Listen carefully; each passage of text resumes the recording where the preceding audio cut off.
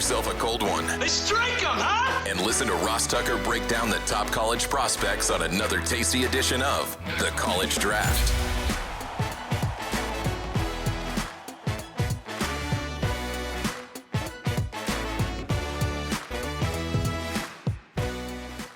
Yeah, it's Daddy Soda time here on the College Draft Podcast, presented, of course, by DraftKings. DraftKings, the crown is yours. You know, one of the craziest things about the Super Bowl is that just as I sat down to record this College Draft Podcast from my house, now that I got home, maybe an hour and a half sleep last night, maybe, it just occurred to me that I saw Emory at the Super Bowl from afar for like 10 seconds, but never actually got a chance to say hi to him or catch up with him. And I honestly didn't even remember that or realize that till I saw Emory's handsome face this morning. But I remember sitting there, I'm interviewing somebody on the set at the Super Bowl DraftKings. I look over, Jack gets my attention, Emory's there, Emory and I wave, and then that was it. like Emory, I don't know what the deal is, but the Super Bowl is just a different animal when it comes to stuff like that. Like that probably happened to me 10 to 20 times last week. Yeah, listen, man, it's one of those situations where there's a lot going on, so it's easily understandable. And it was funny because I'm in studio last night, but while I was in New Orleans, I ran into Ryan Harris and Leger Douzable separately, and we all on the same set together. So it's like we just saw each other last, early in the week in New Orleans. Now we all on the set together, working together. It's crazy. It's so funny because like nobody's feelings get hurt because you know what the Super Bowl is like, and you know that that's just kind of the way it is. I know you're doing a million things, I'm doing a million things, and certainly if someone's working Radio Row, it's like you got to go from one to one to one to the next, so you don't really have a chance to really stop and talk, and vice versa. If I'm interviewing people, that there's not, I'm not expecting you to like wait there till I'm done interviewing people. That's just kind of the way it is. But at least we have this time scheduled together every week, and that we're presented by DraftKings. DraftKings, the crown is yours. Here's what I want to do today, Emory. I do want to get sort of a timeline from you as to what we should expect from the scouting process for you over the next few weeks and what we're going to go over on the show, because we'll be getting into our positional series. I got to do the math, but maybe even as early as next week, where we start to go position by position, because Emory's already grades them position by position. Remember, you got to follow him on Twitter at FBallGamePlan. He kind of first made a name for himself from scratch on YouTube. Football Game Plan on YouTube. He's one of the OGs on YouTube.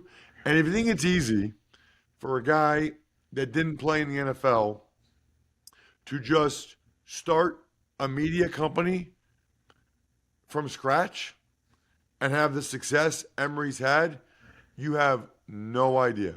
Like, no idea. There's maybe not millions, but definitely thousands of dudes out there trying to be YouTube football experts, have podcasts, whatever. Emory did it all by himself, and that's why he's on CBS Sports HQ now. It's why he calls games now. It's why his draft guide is as popular as it is. It's why I get it from my buddy Luke's son, Ben, because he's obsessed with this stuff. footballgameplan.com/2025 draft guide. Number one, I can't highly recommend it enough. It's a no-brainer. Number two, I haven't said this yet this year.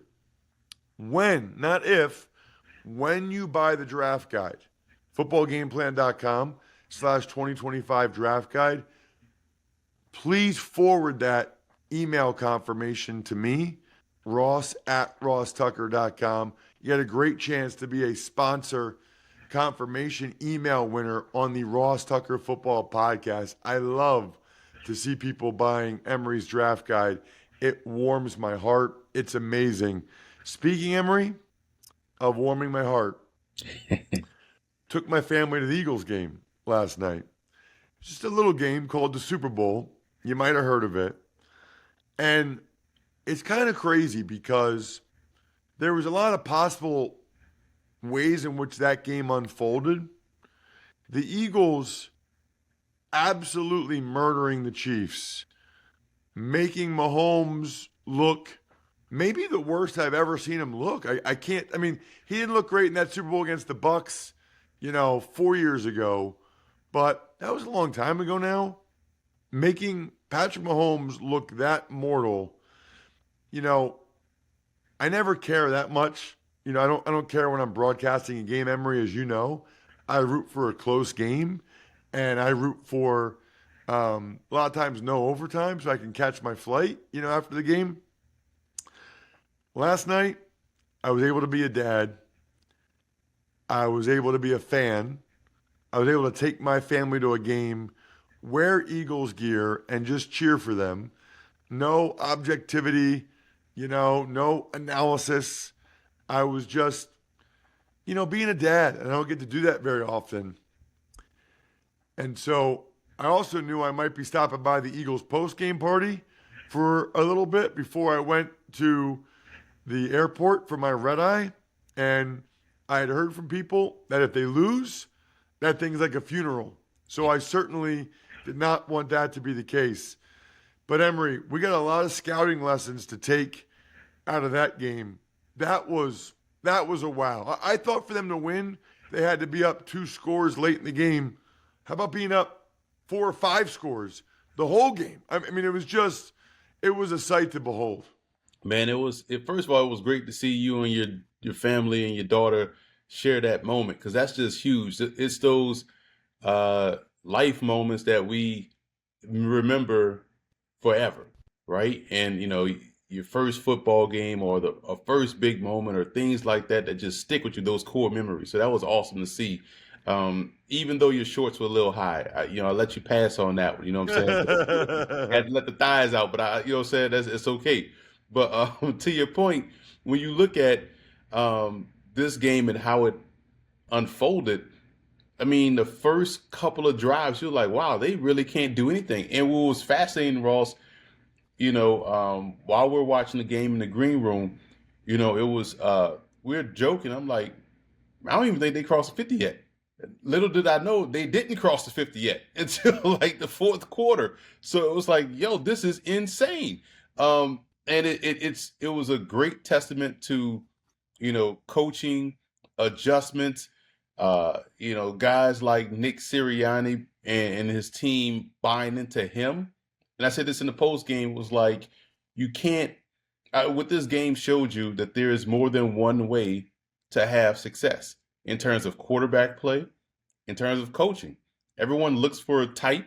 Oh, the head coach has to be this, has to be that. No, the head coach has to be him and has to get the team to buy into him and the message. And that's what the Eagles have in Nick Sirianni. And the quarterback is all about efficiency, making sure you minimize the negative plays and keep your team on a plus side of down and distance in the scoreboard. And that's what Jalen Hurts is. And he also has that it. So all of those things kind of work together to make a nice, gumbo, so to speak, for Philadelphia to win that Super Bowl in the fashion that they did. Yeah, in particular, I know we always do this, right? Whoever won the Super Bowl, we go and we say, okay, that's what you got to do. That's what you got to do to win the Super Bowl, right? So now, everybody will be looking for quarterbacks like Hurts, who, give him a lot of credit, Emory.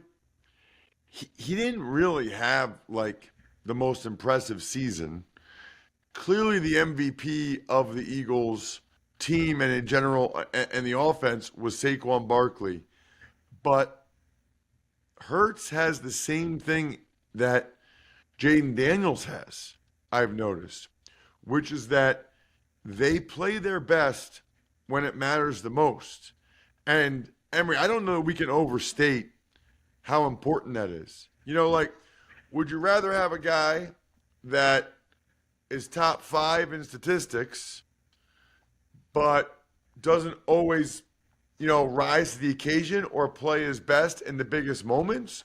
Or would you rather have a guy like Hurts, who wasn't even, I don't know, top 10, maybe top 15 in statistics, but the Super Bowl 2 years ago, the NFC Championship game 2 weeks ago, the Super Bowl last night, we've seen this, Emory. Certain guys just have a knack. Brady was one of them. Joe Montana, Troy Aikman, people forget that. I would say to a lesser extent, not lesser than, but Mahomes usually does, which is why last night was so stunning to see him play that poorly. But Hurts played in a lot of big games in his life, and you can go back to like when he came off the bench for Alabama in the SEC championship game against Georgia and stunned the Bulldogs. Hurts, the moment is never too big for him.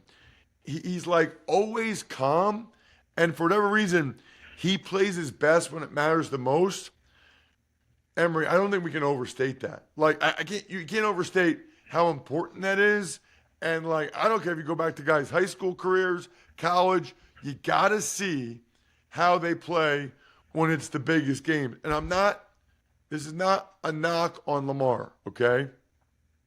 He clearly has not played his best in the playoff games as well as he has in the regular season, right? He could have, would have, should have been the third-time MVP. We'll talk more about that on the Ross Tucker Football Podcast later in the week, but has not been able, for whatever reason, right, to play his best in the playoffs. Hurts does, Emory. He really does. Similar with Josh Allen, who doesn't play his best games in the biggest of moments, and that's usually why they don't find themselves on the at the end of those games, which is why when I go back to my 2020 QB rankings, I had Burrow 1, Hurts 2, and took a lot of flack then for having Hurts 2 when everybody was talking about Herbert and Tua. And the reason why is for a lot of the reasons you mentioned. Quarterback play is essentially about situational football.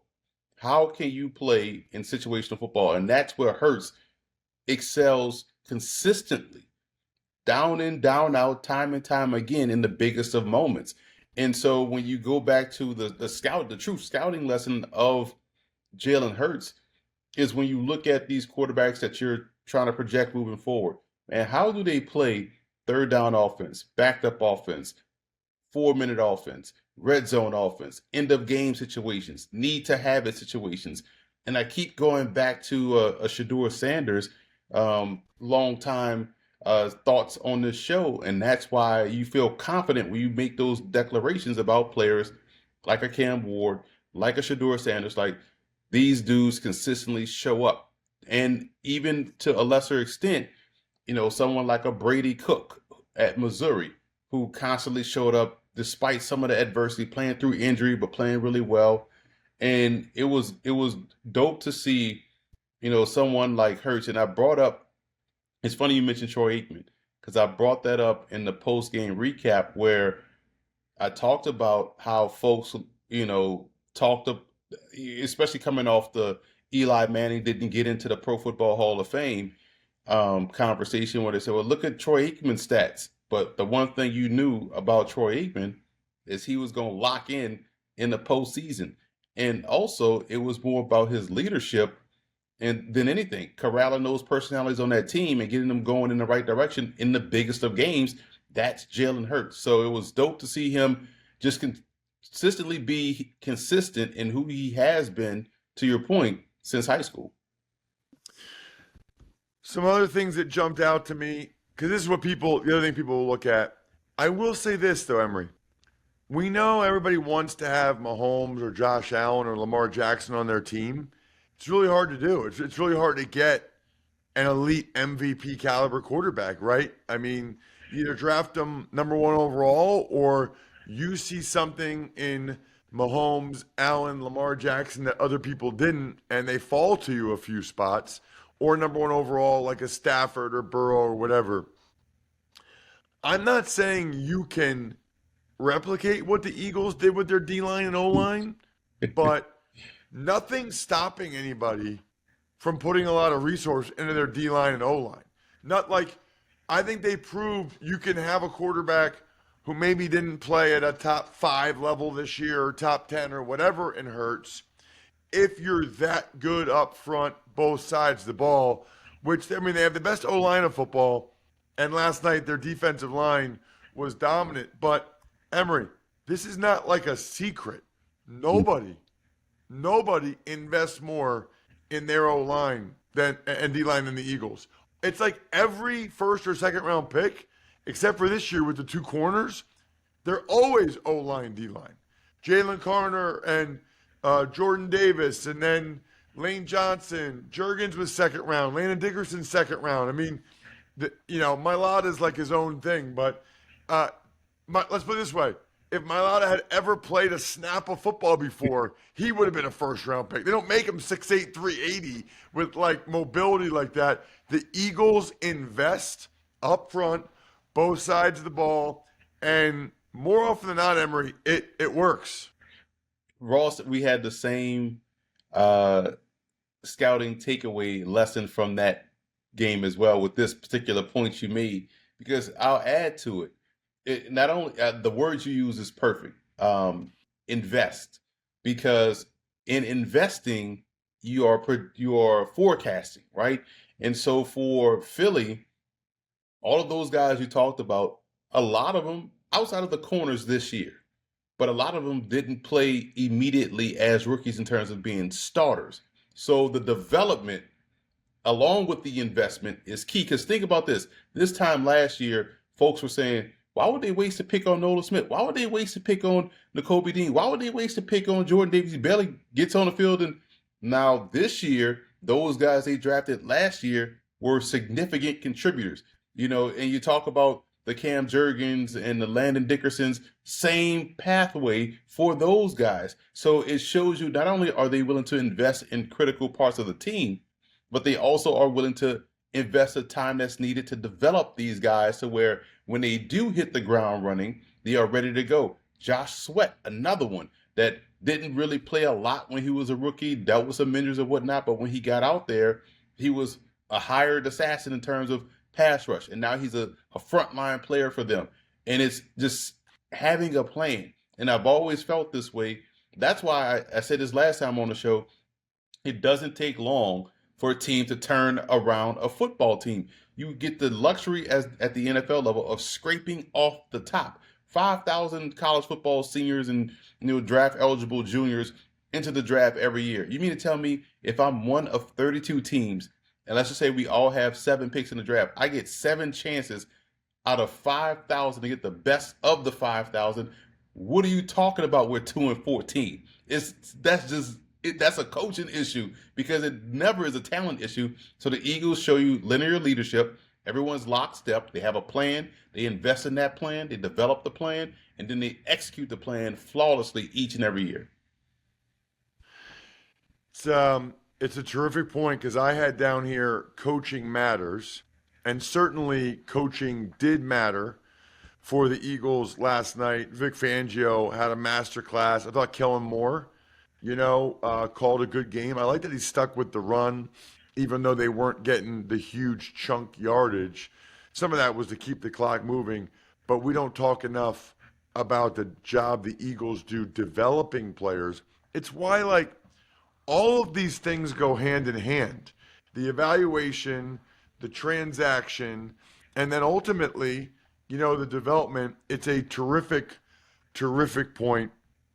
By the way, all of this that we're talking about today is presented by Labatt Blue Light. Drink some Labatt Blue Lights with your friends and live life to the power of we. Always enjoy responsibly. Beer, Labatt USA, Buffalo, New York. All right, Emory, the last point I want to make before we get to the scouting schedule next couple weeks. What lessons do we take from Cooper DeJean and Quinyon Mitchell? Quinyon Mitchell didn't go till 24. Cooper DeJean didn't go till the second round. And then a different lesson, I feel like, about Zach Baun and what he was able to do. Yeah, it shows you trust what you see. and draft good players. And if guys are performing consistently at the highest of levels, uh, then it's okay to take that guy in the NFL draft. And if you see, it's like art. If you see something you like, take it. Because if you do have a plan for it, for them, you can get the best out of them. We saw Quinyon Mitchell. Yeah, people will say, well, he went to Toledo. All right, fine. But we saw him the week of Mobile at the Senior Bowl do a fantastic job of turning the ball over in one-on-ones, which we know that is 99% slanted toward the offense having success. And he was balling out in that particular drill. Cooper DeJean, we talked about this before, Ross. Had he been, DeJean Cooper, then he would have been a first-round pick. But because he's a white corner, they'll say, well, we don't know if he can play outside. Despite him being a fantastic basketball player, a fantastic sprinter, and a fantastic ball hawk. All of those things checked all those boxes for him to play corner, whether it's nickel, outside, foul, whatever.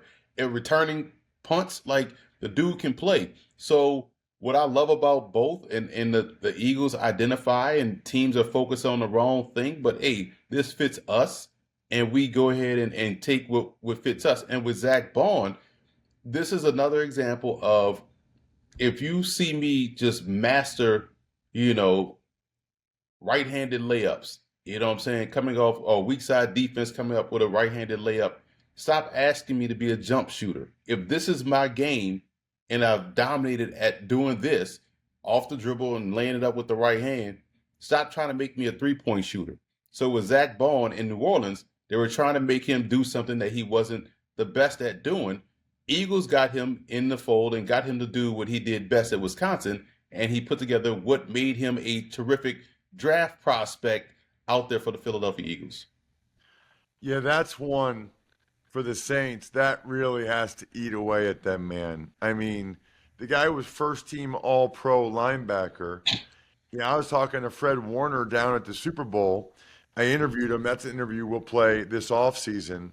And he was just so impressed with how good Zach Bond was in coverage, even though, nobody was really expecting that to be the case, because he hadn't done that in the NFL as a guy on the ball as much as he was. So, yeah, I think that's a good lesson too, is that, maybe there are guys, and these are for us, Emory, college prospects coming out, or guys in the NFL that we might think are one thing, but they're really not. They really have shown that if you give them a chance, or maybe they haven't shown it, but maybe they haven't shown it because they haven't been put in that scheme or given that opportunity by their previous team, whether it's college or NFL. Doesn't mean they can't do it.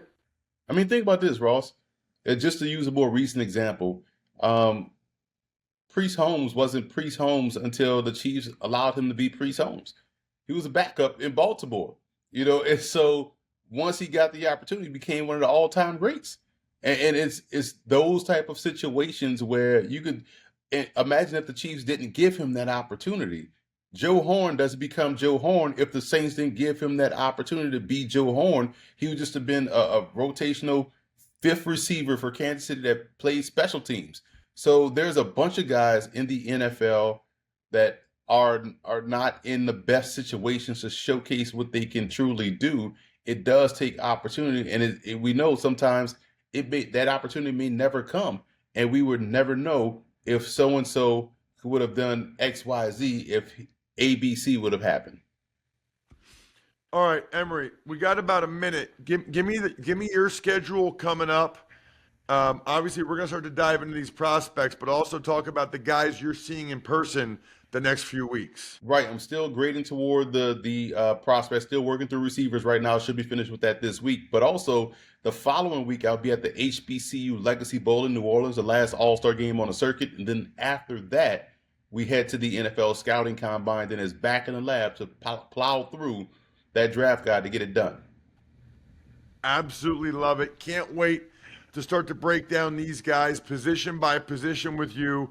It's an incredible draft series that you guys are going to love, making sure you know who the top prospects are and Emory's sleepers, maybe more importantly, at every position moving forward. Footballgameplan.com/2025 draft guide, at FBallGamePlan on Twitter. Other than that, the keg is kicked. I am all tapped out.